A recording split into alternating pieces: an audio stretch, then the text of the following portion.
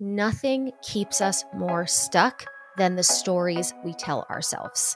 That will make us feel stuck. And I had the same exact experience. Like vulnerability, for anyone listening, I just want to call it out. Vulnerability does not come easily to me. I, for the longest time, was the person when anyone asked, "How are you?" the only answer was, "I'm great. How are you?" So that was a journey in being able to really get vulnerable and allow people in. But what I found was that when you let the right people in, like the people that love you, they're going to be there to support you. And that vulnerability isn't going to create distance. It's going to bring people closer. Have you ever felt stuck in life, like really stuck? Like you're trapped in your own body or your own mind? Today, we're exploring what it's like to live with that feeling, especially when you're dealing with an invisible condition. Hey, Tim here, and thanks for tuning into another episode of the Invisible Condition podcast, where we talk about advocacy, disclosure, and the conditions we live with.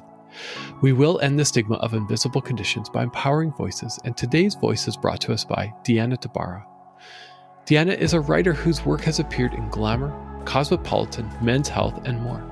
She's also the host of Season of Stuck, a podcast that explores the all-too-human experiences of feeling stuck, why we get stuck, how we learn to grow from it, and ultimately, how to get unstuck and step into the next version of ourselves and our lives. Living with Hashimoto's and rheumatoid arthritis, Deanna has learned to reframe her outlook and challenge her mindset to find strength in every situation. Now, if you're looking for inspiration to face your own challenges, build resilience, and maybe shift your mindset no matter what you're up against, have a listen.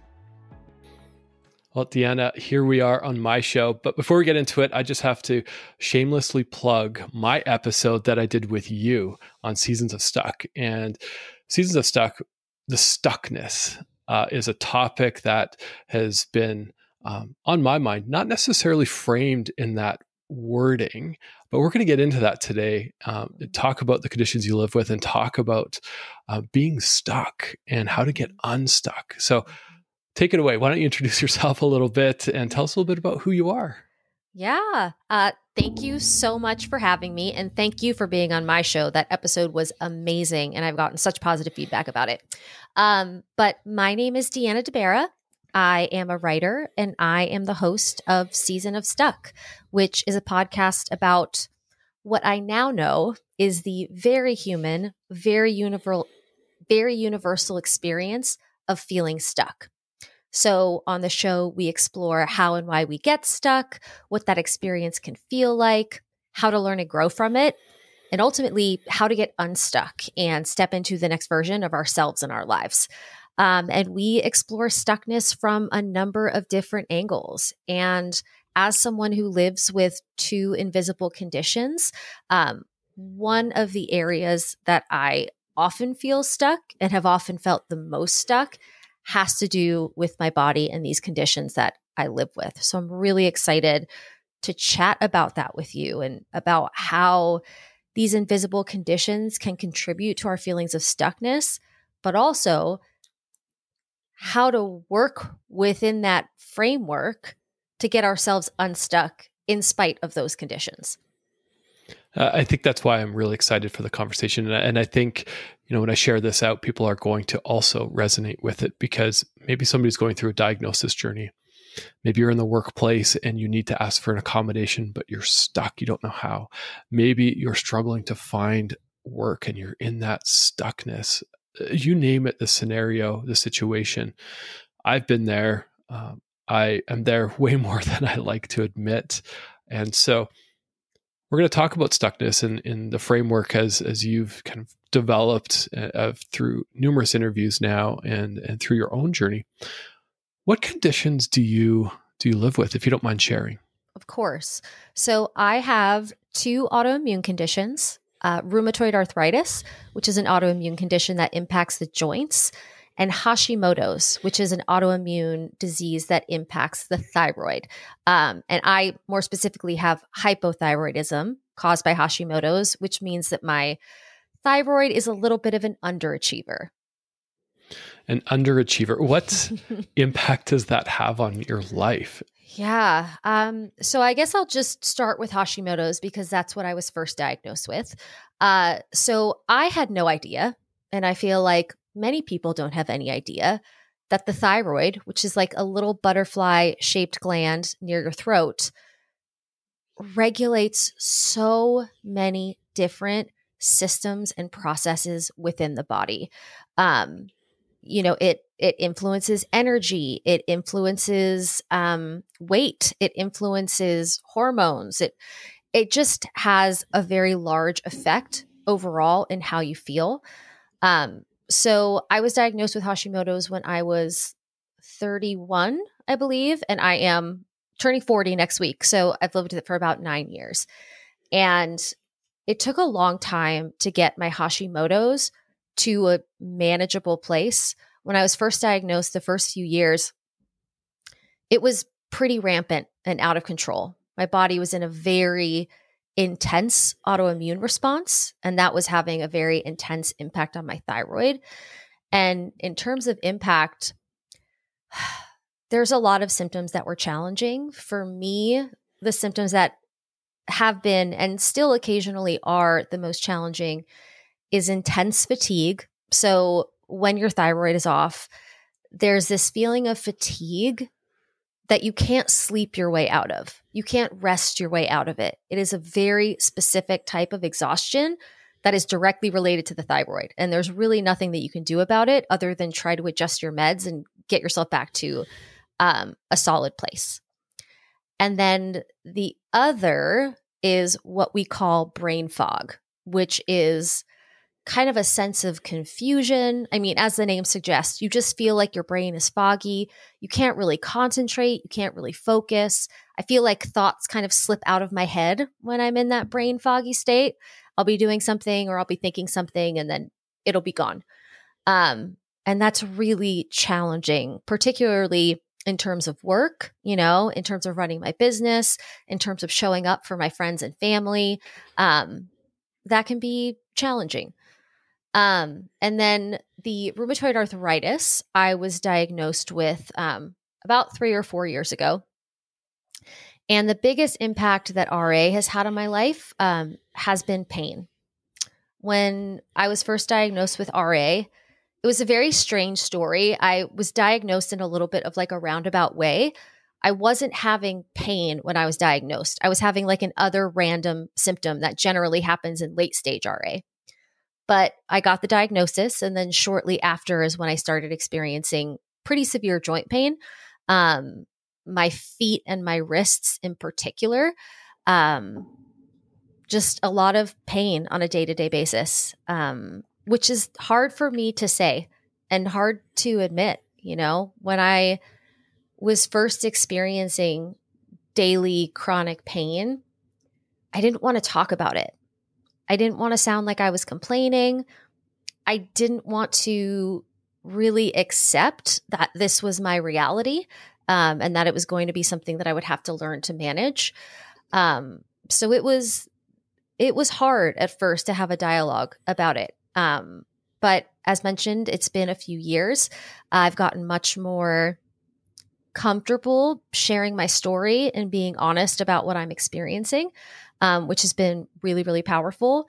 And also, I am so grateful to my doctors who, it took some time, it took a couple of years, but I am currently on a medication regimen that is working really, really well for me. So I have many more pain-free days than I do painful days, which is like so incredible. Like I'm just incredibly, incredibly grateful.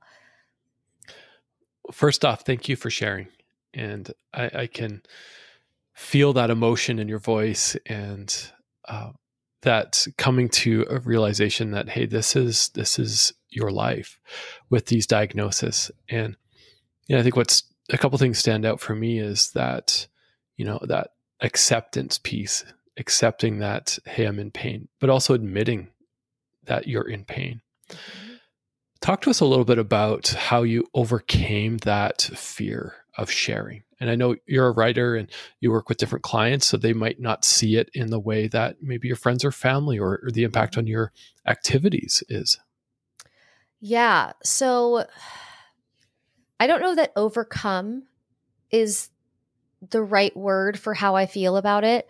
I think I have come to terms with and created ways to better manage and navigate it. But it still can be a struggle for me. Like, I'm certainly not at the end of this journey. I think this is a journey that I'll be on probably for the rest of my life. But when I was first diagnosed and first started experiencing pain, and even going back to when I was first diagnosed with Hashimoto's and was having those, low energy, exhaustion, brain fog kind of days,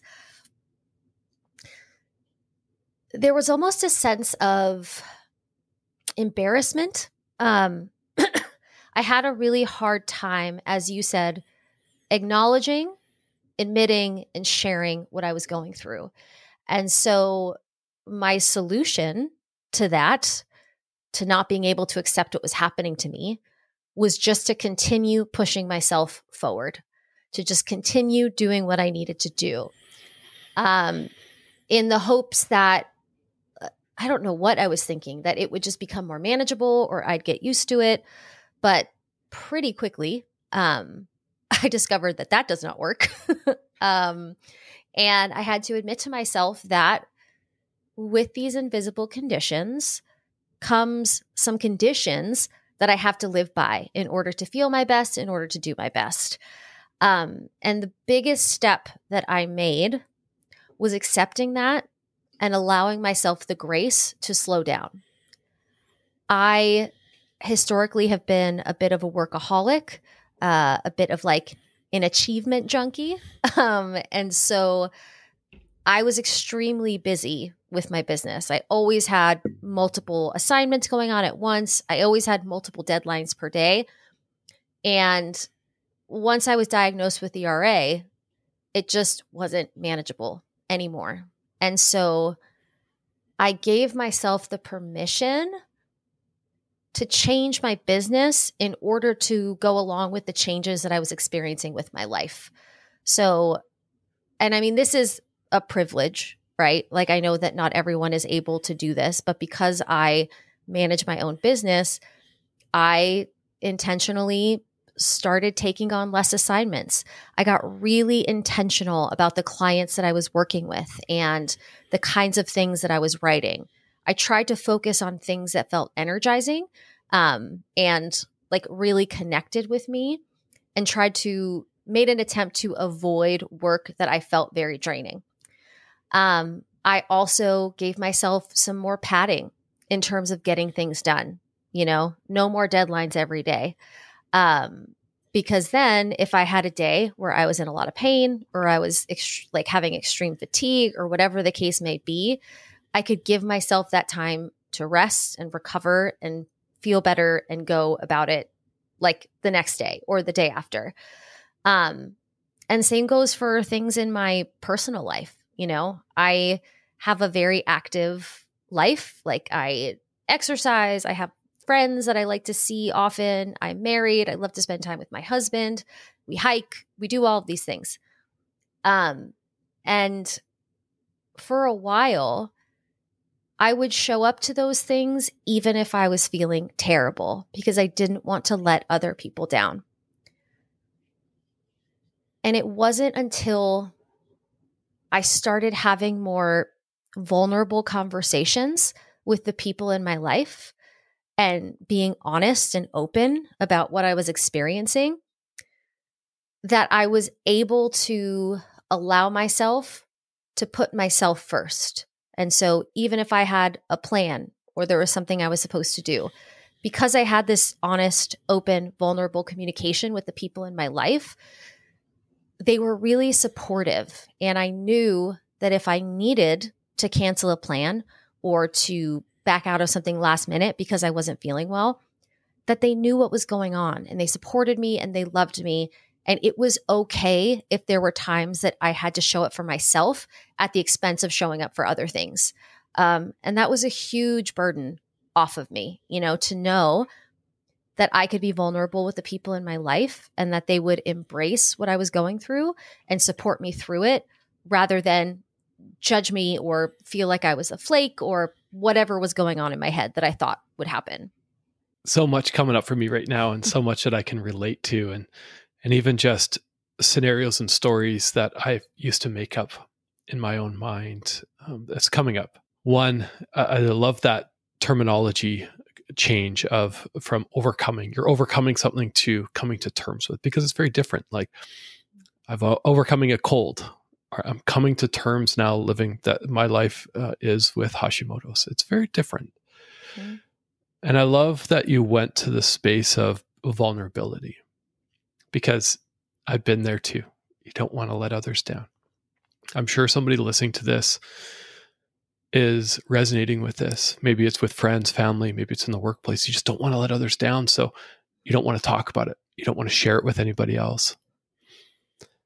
That creates in itself, I believe, that stuckness, because all of a sudden we've now made up that narrative in our minds. Mm-hmm. How has this idea of stuckness, when you've embraced this term, has it reshaped how you look at life through your conditions, or you live life through these conditions? So first off, I just want to say you are on the nose with the stories. One of, as I've done research, had all of these conversations on my podcast, and moved through my own seasons of stuck, what I've realized is that nothing keeps us more stuck than the stories we tell ourselves, right?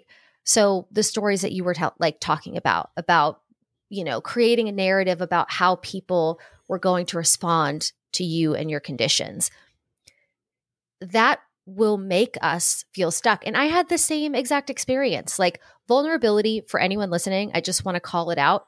Vulnerability does not come easily to me. I, for the longest time, was the person when anyone asked, "How are you?" the only answer was, "I'm great. How are you?" So that was a journey in being able to really get vulnerable and allow people in. But what I found was that when you let the right people in, like the people that love you, they're going to be there to support you. And that vulnerability isn't going to create distance. It's going to bring people closer. But to answer your question about how has this idea of stuckness related to my invisible conditions? In so many ways. I mean, there's the very obvious way that, Hashimoto's and RA particularly can make me feel stuck physically. There are just certain limitations that I have when I'm in a flare-up that my body just can't do. I remember, so the year after I was diagnosed, I had gone snowboarding with my husband and with some friends, which is something that I love to do. I'm terrible at it, but I love it. And I was just in an intense flare. I hadn't gotten my meds correct, and my feet were just in very, very bad shape. And I couldn't get the boots on. They hurt so badly that I couldn't snowboard. And I sat there at this table outside of the lodge, and I just remember crying and telling myself this story that was it, that now I can't snowboard anymore. This is a permanent limitation. And over time, and I mean, that kept me stuck, right? So there wasn't just the physical limitations. There was also these spirals that I would go down in my brain that kept me very stuck. Spirals like, this is just going to get worse. I'm going to be able to do less and less as time goes on. People aren't going to want me around because I can't do the things that I used to do. All of these really negative internal narratives that I would get stuck in, and they were paralyzing, right? I could just be stuck in my brain thinking all of these negative and scary thoughts. And to get unstuck from that took a lot of work, right? I think that one of the most important elements of getting unstuck is shifting the way that we talk to ourselves. So I had to reframe a lot of things in my brain. So to use the snowboarding example, over time, I had to change the narrative from I can't snowboard anymore to I can't snowboard right now, but I don't know what is going to be in the future. And I might be able to snowboard tomorrow. I might be able to snowboard next year, but right now I can't do it, and that's okay. And that narrative creates space, a sense of freedom, right? Because I'm not stuck in this box of what I can and cannot do. I allow the parameters to change, right? To give myself flexibility and just focus on the moment that I'm in and encourage myself to not believe that this moment is indicative of all future moments, right? That like I can have a hard day and that doesn't mean tomorrow's going to be hard. I could be in pain today. I could feel great tomorrow. And that sense of hope and possibility has been key to me feeling unstuck in terms of my conditions. We're so good at making up narratives, aren't we? Ugh, so good. It's like if there was an award, I would win the Oscar for creating stories in my head. Yeah. It's we create narratives, and those narratives in some cases become reality and become our truth. I released, I do journal entries. I record a lot of my own thoughts, whatever's going on in my head. And once in a while I publish them, and I published one recently, and I called it a bad case, or a case of the what ifs. And what you're talking about just reminds me of that. Well, what if I'm in pain tomorrow? What if I can't get out of bed? What if I put on weight? What if somebody doesn't believe me? And all of a sudden that narrative now becomes our perception or our outlook on life versus what should be, versus, turning that negative what if into a positive what if. What if today is bad, but what if tomorrow isn't? And if tomorrow is bad, what if the next day isn't? Or the next day, or the next day, or the next day? It might be a year-long journey or 5-year journey. Mm-hmm. What if? And it's, for me, it comes grounded in our value system, our own personal core values. And where does our hope come from? Where is our hope grounded? Those reframes are so incredibly powerful, and it allows us to shift our perception towards something that feels more open-ended, that there's more possibilities, that there are better days ahead, which is a really helpful way to navigate through hard times, hard days. But also, another thing that has been really important for me in terms of getting unstuck is that sometimes I have a hard time with it. Sometimes I am angry. Sometimes I am sad. Sometimes I feel hopeless. Like sometimes I will get really caught up in challenging emotions. And for a long time, I would try to push those emotions away, right? I would say, no, like we're fine. Everything is fine. We're going to be good. Like no need to feel sad or angry or whatever I was feeling in the moment. And I found for me, when I tried to suppress those emotions, they didn't go away. They just showed up in different ways.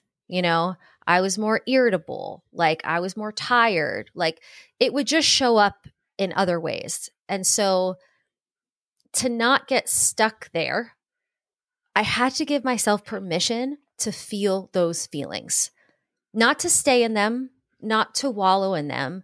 But like if I feel angry, okay, let's be angry. Like if I'm in a place where I'm like, oh, this sucks. Yes, it sucks. Like feel that. Give yourself the time and the space to feel those feelings. Just don't stay there for too long. And that has kind of helped me with a deeper level of acceptance, and also to release those emotions, right? I'm not carrying around this anger for my diagnoses and the challenges that they present. I'm feeling the anger and then I'm letting it go. So when I walk away from that experience, I'm not burdened with those challenging informations anymore. Releasing those emotions. It sounds easy, but what I find personally is it's not always hard. Or sorry, it's often hard. Mm-hmm. And what I mean by that is, yeah, recognizing that emotion, hey, I'm angry, I'm sad, I'm mad. Now what do I do? And I'm curious, I'm based on people you've heard through your show and just your own strategies and your own tools that you have and you use. How do you release those emotions? What do you do? So one of the first guests that I had on my show, her name is Erica Hornthal, and she is a dance movement therapist. And she said, emotions are energy in motion, right? So for me, what I found is when I am having those big feelings, the way to process and release them is not in my head. It's in my body and moving my body, right? Like physical expression. And that can take a lot of forms. I started dancing, which I have never really done before, and I'm not very good at, but it is like an incredible exercise in feeling and releasing emotions. I also do whatever physical thing that feels right when I'm in that emotion. So if I'm angry, I will yell. I will just like scream into a pillow, right? If I'm sad, I will give myself the space to have an ugly cry, like an ugly, ugly cry, right? And that sense of release that comes with it, like you can feel that energy and motion, like leaving the body. So for me, I've done like 15 years on and off of talk therapy, and it has been extremely helpful in understanding why I am the way that I am, why I do the things that I do, and to help me understand myself on an intellectual level. But it wasn't till I started working with my body in a more somatic way that I felt I was able to release these things and really change the way that I act and the way that I show up and the way that I react. Well, there's lots of scientific evidence, and somebody might call me out on this, but I'm going to say it anyways. Just how our brains react to that, level of physicality. And maybe somebody's listening and going, "Well, I'm maybe your body doesn't allow you to do that." Maybe it's something as simple as getting some fresh air. Maybe it's as simple as just going out for a walk, or I like to bike. Going for a hard bike ride, pushing myself really hard. Whatever works for you, and to release that emotion, we need to do. I was called out on this recently by my partner, and she looked at me and was like, "What is going on with you? You're so low. We need to figure out how to get you out of this, because it's really impacting me and the kids." Mm-hmm. And I let go, and I got angry, not at her. I was just angry at life and things. And we cried together. We told each other we loved each other, and we hugged and went about my day. And I just felt a release, because you hold that emotion. And I live with Crohn's disease, and stress is a trigger for me.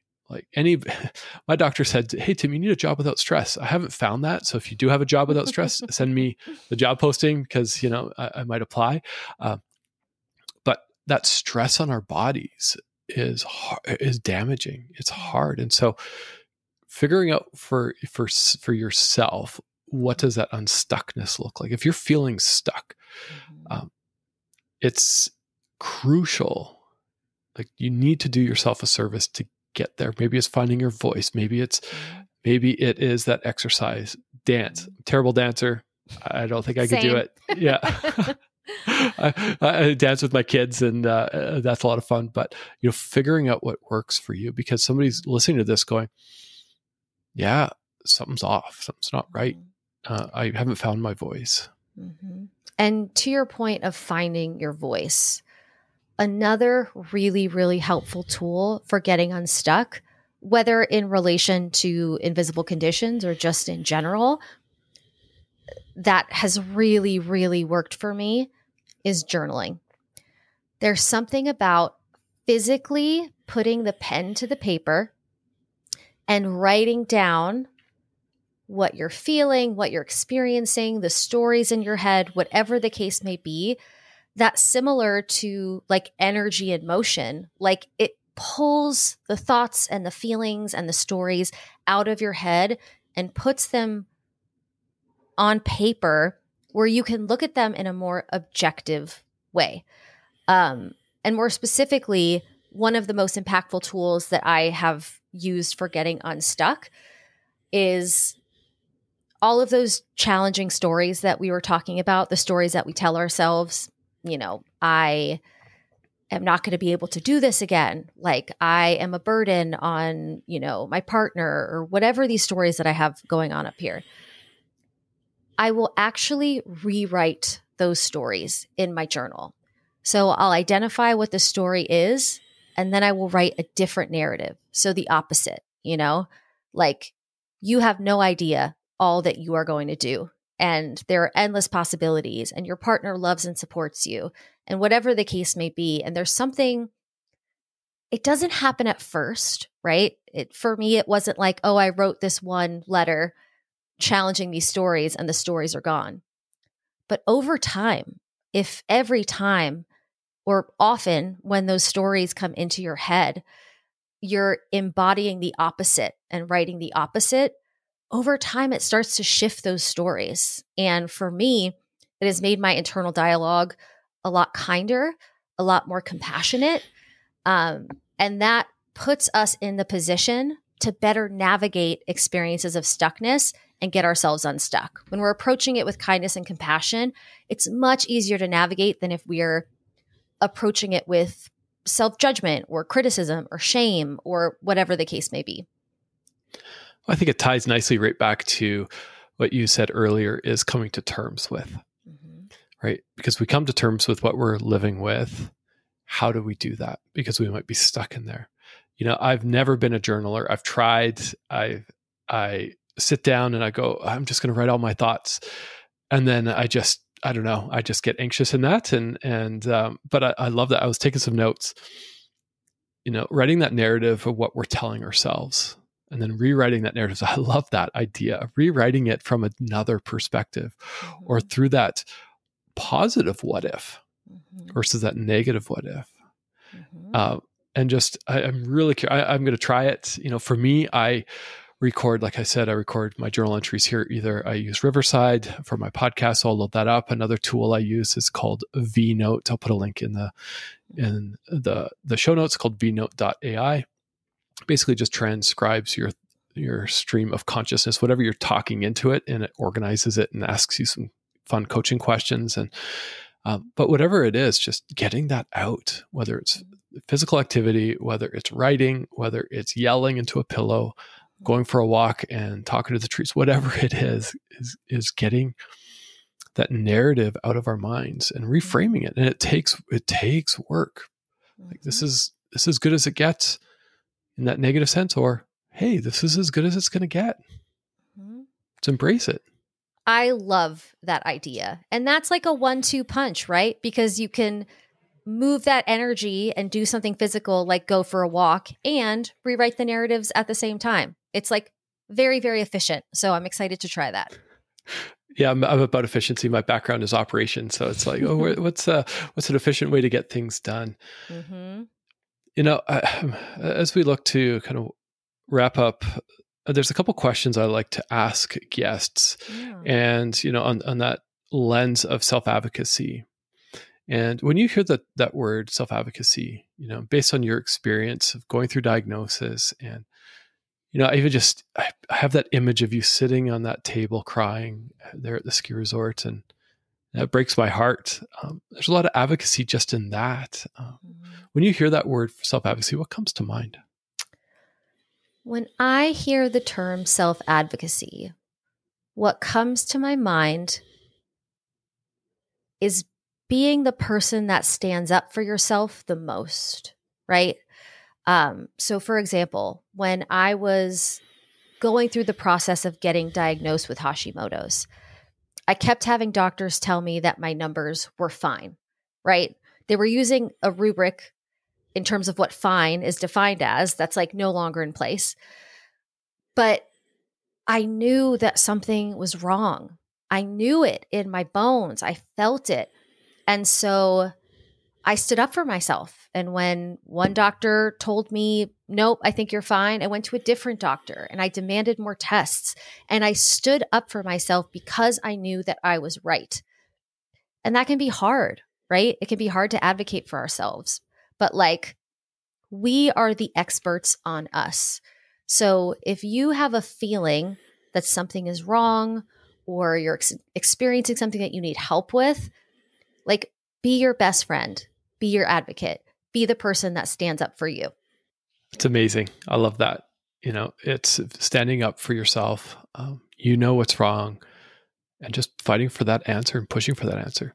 Mm-hmm. Maybe somebody's listening to this and maybe they're an employee, somebody in the workplace, or maybe it's an employer who's listening to this trying to educate themselves. And, that big word of disclosure or accommodation is coming up. It ties directly into self-advocacy. And, based on what you have maybe heard from guests and maybe from your own experience, what advice would you leave someone who just really needs to stand up for themselves and get unstuck and find their voice? So first off, I just want to acknowledge that is a challenging and vulnerable experience. Like, it's vulnerable enough to talk to your loved ones. It can feel like an extra step of vulnerable when it's with your boss or your teammates or in relation to your career. So I just want to acknowledge that can be a challenging place to be. But in my experience, going back to the stories again, what I was telling myself in my head of what would happen if I disclosed what was going on for me and the reality of what happened when I disclosed what was going on with me, there was a very large gap in between that. I eventually told most of my clients about my RA diagnosis because there were just some days where I couldn't type or I couldn't work, and I didn't want to come across as flaky or incapable or whatever, stories I was making up in my head. And everybody reacted well. Everyone was like, yes, of course, take the time you need, keep us posted. If there's anything we can do, let us know. So that was really positive. And I know that that's not everyone's experience. And unfortunately, there are people out there that aren't necessarily going to react in a positive way.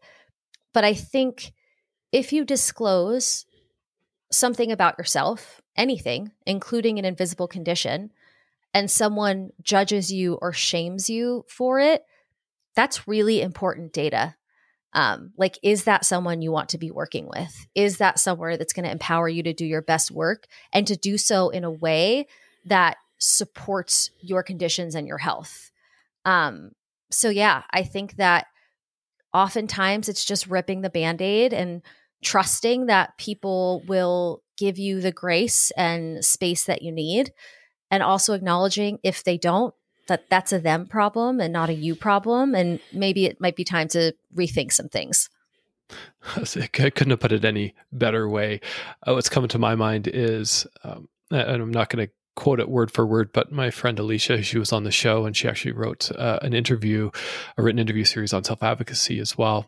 And she talks about disclosure. And often, we have to believe, I believe, that most people don't have ill intent. Most people aren't malicious. They're out there. They are out there. And you might run into somebody or someone or a workplace, or you might be listening to this going like, well, that's my boss. They're malicious or they have ill intent. I believe most people don't. But I also believe most people will put their foot in their mouth at some point. Mm-hmm. And they're going to say something silly. They're going to say something that they don't even know is silly or irrelevant or not helpful. And that's where, I think, as part of disclosure, part of accommodation, part of self-advocacy is so helping people educate themselves, providing that education. So I love it. I honestly, just talking this out with you today, I feel a little less unstuck. I woke up this morning, the morning we're recording this, and went, I'm so overwhelmed. I just want to watch Netflix all day and cancel my upcoming workshops and events because it's hard. I'm making up the narrative in my mind that it's not going to go well. And I need to go for a walk and reframe that. And so thank you, Deanna, for helping me. Like, this episode is speaking directly to me. And I know people are going to resonate with this. Where can people find you and track you down and listen to your episodes? Yeah. So there's a few different places. So you can visit our website, which is seasonofstuck.com.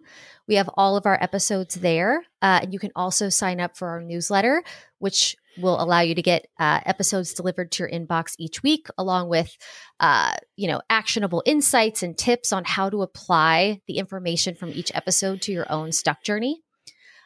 You can also find Season of Stuck on Apple Podcasts, Spotify, or wherever you get your podcasts. And I know that you're looking for opportunity within workplaces. And, before we hit record, you're telling me a little bit about some of the workshops that you're planning. And so why don't you take, 30 seconds, a minute, whatever you need to just share about your vision to bring this into workplaces. I would love to. Thank you. So in creating this podcast, I really see it as the first step of a much larger kind of hub around stuckness and supporting people in getting unstuck.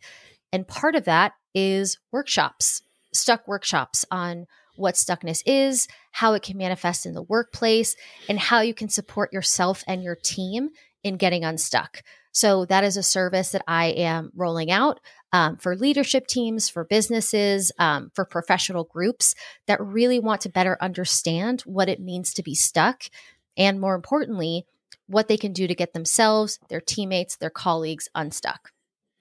Yeah, I can imagine if somebody's listened to this and maybe they're a leader or manager and they have somebody on their team who's not performing, and instead of jumping right into a performance conversation, maybe it's a pause, take a pause and ask yourself, what's holding them back? Are they stuck with something? Are they going through a season of stuck?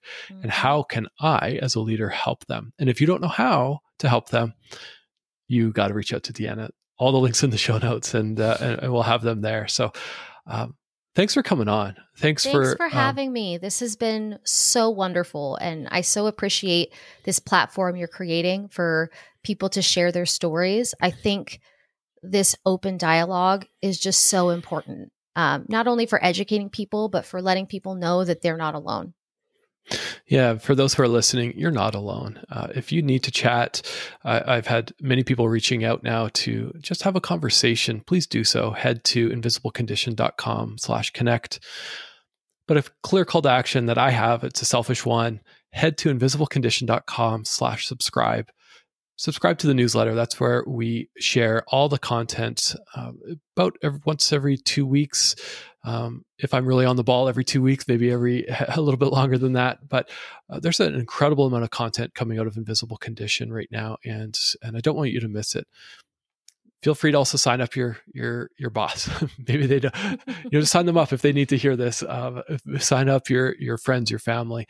That just helps expand. What I'm trying to do here is really just to end this stigma of invisible conditions by empowering voices and through education. And maybe you want to bring this into your workplace. I am doing workshops and keynotes in the workplace. So let's talk. Bring me in. Let's have that conversation. So that's my selfish plea, if you will, right there. So, but Deanna, with that, thanks for coming on, and thanks everyone for tuning in. I hope you have a good one.